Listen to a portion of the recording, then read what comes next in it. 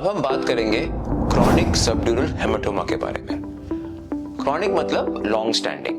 अब हमने पहले बात की थी अक्यूट सबड्यूरल हेमाटोमा, अब हम बात करें क्रॉनिक। इवन दो नाम से हमें लगता है कि अक्यूट इमीडिएट होता है और क्रॉनिक कुछ समय के बाद होता है, लेकिन ये दो बहुत विभिन्न अलग तरह की बीमारियां हैं। क्रॉनिक सबड्यूरल हेमाटोमा नॉर्मली चोट लगने के बाद, एक्सीडेंट के बाद इमीडिएटली बाद नहीं होते हैं। ये सब टिपिकली हम देखते हैं जब पेशेंट थोड़े ओल्ड हो जाते हैं, एल्डरली हो जाते हैं, 60 या 70 ईयर्स के बाद। जो पेशेंट कोई ब्लड थिनर्स पे होते हैं, जैसे किसी के हार्ट में स्टेंट पड़ा है या हार्ट में सर्जरी भी है उनको, या जो पेशेंट बहुत हैवी अल्कोहलिक होते हैं, इन सब में क्या होता है कि एज के साथ हमारा ब्रेन का साइज थोड़ा श्रिंक हो जाता है, ब्रेन छोटा हो जाता है, लेकिन हमारे स्कल का साइज सेम रहता है। तो यहाँ पे एक पोटेंशियल स्पेस बनने की रिस्क होता है। ज्यादातर लोगों में कुछ माइनर सी चोट, मतलब आप चलते हुए सर आपका भीड़ बढ़ा गया या हल्के से आप गिर गए, झटका लग गया, तो हो सकता है कि उस वक्त एक थोड़ी सी ब्लीडिंग हो जाए, या कई बार उस वक्त अगर सीटी स्कैन भी किया जाता है वो नॉर्मल होता है। और 2-3 हफ्ते के बाद ये पेशेंट हमारे पास प्रेजेंट करते हैं कि हमें सर में दर्द हो रहा है, चलने में परेशानी हो रही है, बोलने में परेशानी हो रही है, एक हाथ पैर में कमजोरी हो रही है।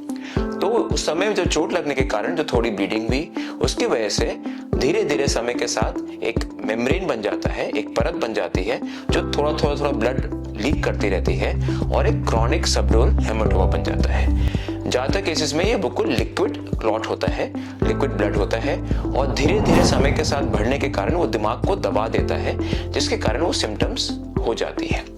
तो जैसे मैंने पहले बोला कि ज्यादातर हमें एल्डरली पेशेंट्स में दिखाई देता है, 50-60 ईयर्स के ऊपर, जो पेशेंट्स हैवी अल्कोहलिक होते हैं, या आजकल सबसे कॉमन होता है कि जो पेशेंट्स किसी प्रकार के ब्लड थिनर्स पे हो, चाहे वो एस्पिरिन हो, क्लोपिडल हो, डिप्लाट हो, या वारफरिन हो, एसिट्रॉम हो, एंड मोस्ट कॉमन कोई भी हार्ट सर्जरी या हार्ट के स्टेंट पड़ने के बाद होता है।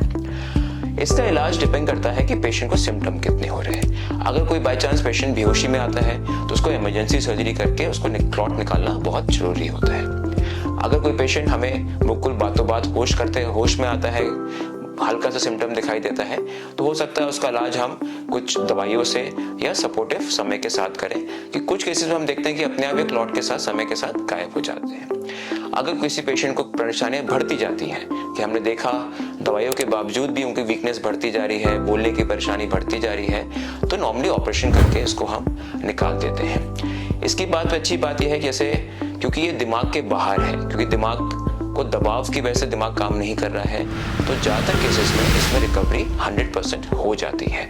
कई बार बहुत एल्डरली पेशेंट 70 साल के, 80 साल के, 90 साल के पेशेंट में जब प्रॉब्लम लेके आते हैं और कई बार बेहोशी की हालत में आते हैं, हम ऑपरेशन करते हैं और ऑपरेशन करते ही पेशेंट हमारा होश में आने लगता है। बहुत ही ट्रीटेबल कंडीशन है, और अगर किसी को सबड्यूरल, क्रॉनिक सबड्यूरल है, परेशानी हो रही है, तो डेफिनेटली उसका इलाज कराना चाहिए। ज्यादातर केसेस में इसका इलाज एक छोटा बरहोल बोलते हैं, मतलब सर में छोटा सा छेद करके, और ज्यादातर केस में इसको पेशेंट को बिना बेहोश किए सिर्फ लोकल एनेस्थीसिया में इलाज हो जाता है। कुछ केसेस में जहाँ पे हमें लगता है कि परत मोटी है या क्लॉट्स हैं, वहाँ पे आजकल हम एंडोस्कोपिक भी कर देते हैं, जहाँ पे हम पूरी खोपड़ी खोलने की जरूरत नहीं होती है। छोटा सा कट देके एंडोस्कोप अंदर डाल के उस स्पेस को हम पूरा साफ कर देते हैं, जिससे कि पेशेंट उसके बाद रिकवर हो जाता है।